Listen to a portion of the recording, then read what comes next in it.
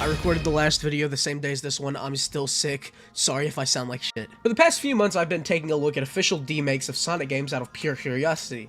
Demakes in this case are pre-existing Sonic games reworked entirely to run on older hardware. Things like the story and locales are usually identical in between versions, but the biggest differences are gameplay and graphics. Take a look at our buddy Sonic Generations. Here's the shiny pretty HD version on Xbox 360, and here's the version on 3DS, both under the name of Sonic Generations. That should be enough to roughly catch you up to speed. So to get to the topic of today's video, we're going to be talking about the version of Sonic Colors made for the Nintendo DS, which I will affectionately be calling Colors DS. Now, some of you may be confused why I'm doing these out of order. I did Unleashed, then Generations, now Colors? Well, the simple answer is lack of foresight. When I made the Unleashed and Generations video, the idea of turning this into a small series only came after that Generations video was a good ways into development, so I'm throwing continuity out the window for the entire series. Anyways, Sonic Colors DS. We once again have Dimps to thank for making this thing come to fruition. Ever since that Unleashed video where I assumed the Dimps did everything but got corrected in the comments where it turns out it was widely known that they basically only did level design, I made sure in every video since that I correctly identify exactly what they did, only for said what they did to be just not very known. For both Generations and Colors, it just says they helped co-create it, so I'm assuming they did the largest amount of work on it if I had to guess. This game started development around the same time as the console version, meaning these two were created side by side. This meant that both games got to share a release, meaning you could play both the main course or the fucking piece of complimentary bread they give you when you're waiting at the same time. Before we continue, really quickly, I'd like to ask you guys to like, comment, and subscribe as that helps me out a ton, and if you want to support me, join my Patreon, link in description, for as low as $2.50 a month. It's the best way to support the channel, and you even get your name at the beginning of every video. It genuinely helps me out a lot, as YouTube doesn't pay that much, so if you would, it genuinely means a ton, like it actually helps. It's the best way to support the channel. Without further ado, enjoy the rest of the video. Sonic Colors DS released sometime in between 2001 and 2023 and follows the trend of completely changing everything about the regular versions of the game they're demaking. Starting off with the most unchanged, the story. The story remains pretty much the same. Mickey Mouse and Scrooge McDuck go to stop the nefarious What's-His-Face to rescue the enslaved What's-It-To-Yous. Nothing special there. You go through each area of Eggman's interstellar What's-It-Called and get sucked into a black hole and live. The end. Now, there are two big additions made, but they both fit better at the end, so I'll wrap back around to those near the end. The gameplay of Colors DS is the most notable thing about it, is the gameplay is very different from its SD counterpart. Yes, while they are technically boost titles, the boost is integral, while Colors Wii is a more gameplay sequel to Unleashed, Colors DS is a more direct gameplay sequel to Rush Adventure, making this, like everything aside from story, Rush 3. It was made in the same engine as Rush, the same physics are present, Dimp's design philosophies are present as well, meaning get ready, but there's gonna be a lot of fucking spikes. By all account, this is Rush 3. The biggest change outside of the story being a non-logical follow-up to Rush Adventure is the absence of the trick system. Now, the way it worked in the Rush games was you launch in the air and spam a button on the DS, with the one I don't remember, to rack up boosts for your meter and drown out any semblance of music you could possibly hear prior. Here, gaining boost is replaced by the white Wisp capsules like in the console version. I don't really mourn the loss of the trick system that much, to be honest. Don't get me wrong, I think it was cool and there is a good amount of satisfaction that comes with spamming the hell out of the DS to get some boost whenever airborne, but I can't say the capsules aren't a nice streamlined replacement, and I do like hearing the music. This does change the gameplay loop a little, as tricking was something you were constantly aware of and something you were equally as much doing. But I think the capsules are a serviceable replacement. As this is Dimp's third go at a Rush game, the level design philosophies are pretty identical to the ones seen prior in Rush games, only now incredibly refined to the point where I think I can say this is the best Rush levels have ever been. But I still definitely have downsides. Let me avoid skipping ahead to focus on the positives first. Integral points of good Sonic level design are at play. If you're good at the stage, you likely won't be slowed down. Bottom paths are slower, top paths faster, yada yada. These stages are really fun. Each of them have their own stage gimmicks, memorable set pieces, and for the most part a gradual and fair increase in required skill. It's everything Rush did, just increased tenfold in quality. Dimps was kind of notorious for the abundance of bottomless pits, and while we aren't entirely free from the shackles, the amount of them have been toned down drastically. Deaths feel much more fair for the most part overall, because of this leading to way less frustration overall. Platforming is also increased pretty nicely in quality. It could be sluggish in Rush games and could drag on for a bit too long, but here, some bottom paths still retain that classic wait for a platform shtick we've come to know, but again, those are largely few and far between. And while the peak of true platforming in this game is decent, nothing crazy, the worst of it has gone from horribly annoying to just annoying. I might as well start talking about the stages themselves, as I've got a decent amount to say on them. Starting off with Tropical Resort, what a stage. Something interesting they did is outright removing the boost in the first level. You straight up can't use it on your first run. And because of this, I was able to notice that they ended up making a good boost stage equally as fun with or without the boost. Good on you, Dims, that's pretty impressive. It's also to be noted that Colors DS manages to flip the script on what we expect from these levels, and in turn, gives them a deeply unique identity. Tropical Resort here has this simple T-key mechanic. It's nothing deep, sure, but it's a gimmick that doesn't drag on and cements itself as one of the most unique pieces of iconography within this DS exclusive stage. Later on in Act 2, we're introduced to the Burst Wisp, one of 2 Wisps exclusive to this version that aren't present on the Wii. Burst Wisp is pretty alright, nothing crazy, you just hold X to charge up and then shoot up and forward. It's pretty inoffensive and is used usually for top routes, but it never overstays its welcome, so while I'm not the biggest fan, you won't see me complaining when I have to use it. Really good stages overall, I gotta say. The worst thing I could probably say is that it, might be a little basic. As it is the first stage and has the least amount of gimmicks by far, it's one that doesn't really have a ton of unique ideas to its name. However, this is barely a negative, as I think this just gives us a fully solid stage without any gimmicks to potentially hold it back. Absolutely solid stages to start us off. Now, one thing you'll notice about the visuals is that they do bear a striking resemblance to the Wii counterpart. Who would have thought? Now, this should go without surprise, but I do want to point out that there are changes to the visuals. This is the stage probably most similar to its Wii counterpart in terms of visuals, but I'd like to point this very early on and preface some stages will take a drastically different approach to itself visually. Some for, well, actually none for the better, but we'll get there when we get there. Sweet Mountain is our next stage, and easily the one I have the least to talk about. It's not bad, I'd just say it really blends together with Tropical Resort in terms of level design. The new gimmicks introduced are forgettable at best and boring at worst. It's a stage that I hold no negative feelings for necessarily, as it is good, just a little boring, I guess. Although I am quite fond of this bit at the end of Act 2. Dude throws you up, you gotta land back down on him, that is pretty cool. Starlight Carnival. Got a lot to say about this, so I'm gonna start off with the visuals. What happened? I know it had to look different because of how, well, extreme, to put it lightly, the Wii version of it is, but the visuals they decided to go with, for how neon-centric the stage is, Copper Green and Rusty Brown were certainly choices for taking up 50% of the color palette. It just looks pretty ugly, I don't know what to say.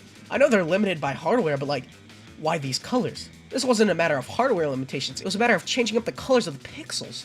Act 2 actually takes you outside and has its appearance totally changed, much for the better I might add. The background is certainly better, but it looks a little too boring in my opinion. The actual environment though, like the space you walk on, is really nice. Anyways, Act 1 is very solid. It feels noticeably different than the first 2 stages, with somewhat of an emphasis on more rails, which is fine, they're incorporated nicely. The whole stage just feels nice, both Act 1 and 2. In fact, I'd argue they'd be heavily contending Tropical Resort as the best stage, except for one noticeable flaw in each stage. In Act 1, they add in this mechanic where you must spam B to get shot out of this Ken thing. It is not fun at all. It takes a decent bit of time for it to shoot you out, and it's repeated constantly throughout the level, and it's always the exact same every time. It's always just mash B, that's as deep as it gets. It's a pretty big pace breaker. You get to it and it's just like, well damn, I guess I gotta spam B again. And it's just not fun. Act 2 ends with an auto-scroller. A very boring auto-scroller. I'm fine with accepting it as a skill issue, but a majority of my deaths came from this. I jumped to hit these enemies up in the sky, and somehow, it just hit me instead.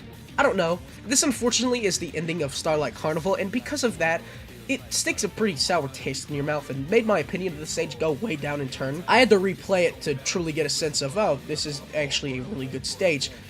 It's just, we've got to deal with the flaws at hand. On a good note though, Planet Wisp is really solid. Good level design, gimmicks that, if anything, aid in your flow and don't break the pace. Aside from the visuals, which, good lord. This stage, at least to me, is really ugly.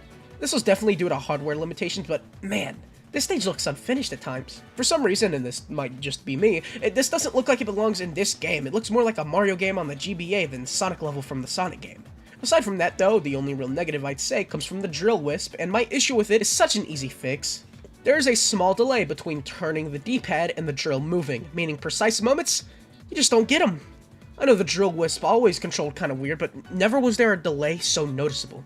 It flat out ruins the Wisp for me. Some sections are infuriating because you just can't steer it well. Overall though, Planet Wisp is a very good stage. Aquarium Park, a very solid stage as well, only now I can see some of the dimsisms of level design starting to slip through. There's an abundance of hitboxes ready to stop you in your tracks in this one, and while it didn't really get infuriating, I don't think I actually died more than once. It was certainly annoying. Aside from this, I'm surprised both of these levels are really fun water levels. They never actually interrupt the paces for the most part.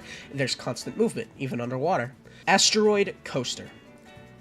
Let me get the negatives out of the way first. Stage is pretty ugly. Super stripped down, it's really just boring and flat out ugly in places. These might just be my only negatives I have, however, as the rest of these stages are nothing short of perfection. Fun stage gimmicks, a really fun Wisp being the Void Wisp, the other exclusive one. This stage has a great flow, great stakes without being a hitbox simulator. It's just so fun all the way through. Void is definitely my favorite Wisp. While he might not be the fastest, maintaining him is where all the fun is at. He's a little slippery too, which normally would be annoying, but if anything, fairly adds to the challenge of maintaining your meter. Get a good Void run and you'll not only have an overabundance of rings and satisfaction, but a guaranteed high round. The only weird part of this stage is when out of nowhere the game asks you to do a slide to escape an instant kill death, which, oh yeah, the slide is here. It was used like once in the entire game or something, and now if you don't pull it off, it's an instant kill. A little silly, but now I know it's there, and it's just fun on repeat playthroughs now. What an amazing stage. This one outright takes the cake for me as the better stage between DS and Wii. In fact, there are things I like way better about this game than the Wii version. The pacing is so much better, the game may be way shorter now, but the move back to the status quo of 2 acts per zone was much needed. I didn't really like most of Color's Wii's acts, to be honest. So much filler. The abundance of 2D usually wouldn't be a problem, but the thing is that this Sonic was not tailored for 2D gameplay, so it just feels bad. Rush Sonic feels like an absolute joy to control in comparison. Certain zones, like Planet Wisp, feel way more concentrated than before, making it way more fun as a whole, I feel. While the Act 1s and Color stages I replay a good bit and mostly beat out the stages in DS, those are the only stages I replay. In DS, I'm replaying the Act 2s as well. However, we aren't done just yet. Terminal Velocity. Wow. 1 act is all we get, but it's all we need. It starts with us running down the cock beam as we try to line ourselves up with Wisp capsules to maintain our boost for as long as possible. This goes on for about a minute, I think, and while nothing really gets harder or crazier, the constant rush of trying to maintain your boost is really fun. But go back 27 words, give or take, because that sentence wants a repeat. We aren't done just yet. Fade to either white or black, I don't remember. Fade back in because we're now facing probably the most fun boss in Sonic. Sonic bosses have never been good, per se. They're usually fine at best, and oh yeah, wait a minute, I forgot to talk about the bosses. They all stink, moving on. But this one, oh man, it is so fun. Never are you waiting for something. You're either looking out for something briefly or taking action into your own hands. The Nega Wisp returns with each Wisp in the game, each attack's power being drawn out from the respective Wisps. Once an attack plays out, there will be a bit where you can boost into the word I don't want to keep repeating, Wisp Robot, and reclaim said Wisp. Every attack here stands out on its own. They're all extremely fun to fight and even more fun to dodge. The best part about this fight? It ends after like a minute 30. Short and sweet. Not a second longer was spent more than needed. No extra spectacle to add seconds to the clock. Just a straight up wonderful fight all the way through. I love it. What a great ending to this game. Asteroid Coaster, probably one of the best stages ever, followed up by likely the best boss ever. Sure, no high moments in aura are to be had here, but like, I would much rather play this over the Final Horizons boss any day of the week. But, to quote myself from earlier, we aren't done yet! The other 2 biggest changes to the story should be pointed out. First off, we get 2 extra missions in each area, and they're okay, most of the time, but each of them are accompanied by different characters. Because of this, we've got cameos from people like Cream, Shadow, Rouge, Blaze, etc. They're all very nice and charming interactions, but they don't actually add anything to the plot. The biggest thing added, though, is a new final boss that only plays when you get all of the 7 Chaos Emeralds. The Mother Wisp. I didn't play it. So, you know special stages? Yeah, imagine if they were worse. Now imagine that, but even worse. These are horrible. You have to control Sonic with the stylus to get the respective colored orbs. There will be 3 laps. Let's say round 1 you gotta collect the blue orbs, second round you gotta collect the red, third you gotta collect the green.